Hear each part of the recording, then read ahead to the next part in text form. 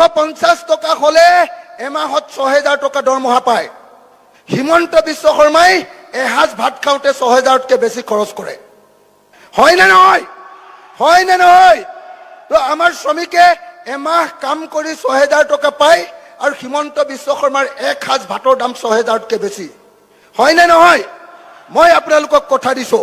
যে ৰাইজৰ দলই যদি এবাৰ চৰকাৰত কংগ্ৰেছৰ লগত আহে আমি মৃত্যুজুতি যদি চৰকাৰ কৰিব পাৰো তেতিয়াহ'লে চাহ শ্ৰমিকসকলৰ মজুৰি বৃদ্ধি কৰা হ'ব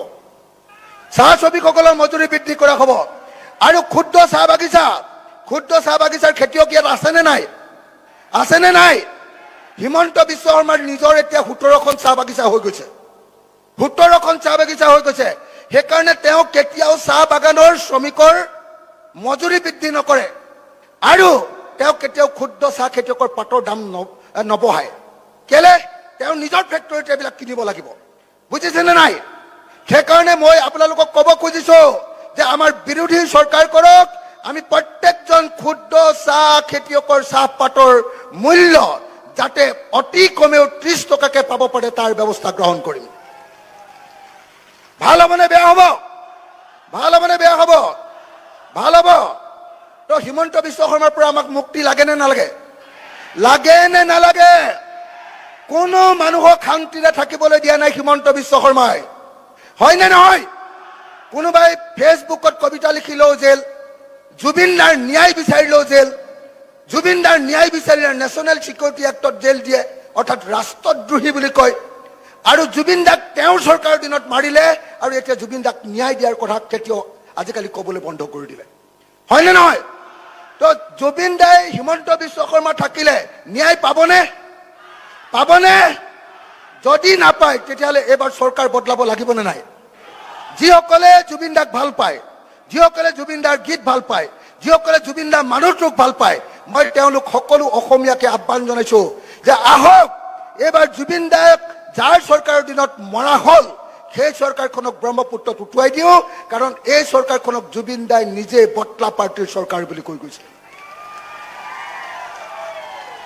মই আৰু বেছি দীঘলীয়াকে নকওঁ কিন্তু আপোনালোকক সকলোকে অনুৰোধ জনাইছো আমাৰ টিংখাঙৰ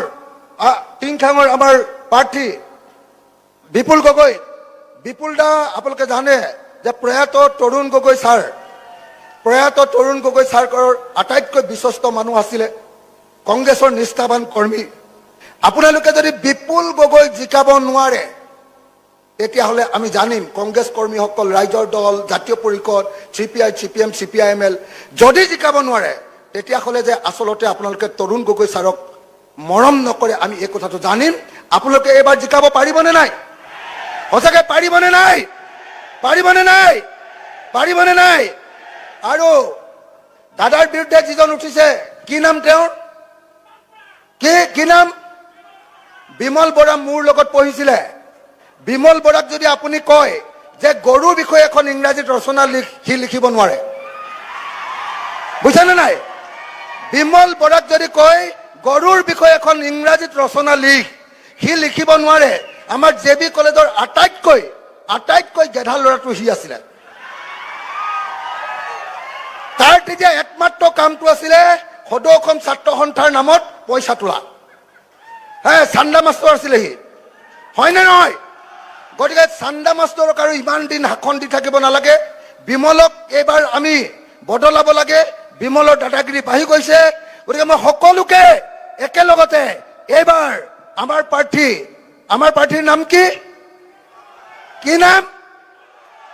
বিপুল গগৈ নামত সকলোকে এটা শ্লোগান দিবৰ কাৰণে অনুৰোধ জনাইছো বিপুল গগৈ জিন্দাবাদ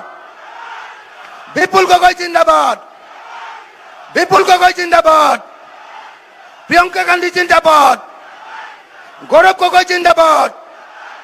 জিতেন্দ্ৰ সিং জিন্দাবাদ কংগ্ৰেছ জিন্দাবাদ ৰাইজৰ দল জিন্দাবাদ জাতীয় পৰিষদ জিন্দাবাদ বিৰোধী একতা জিন্দাবাদ ধন্যবাদ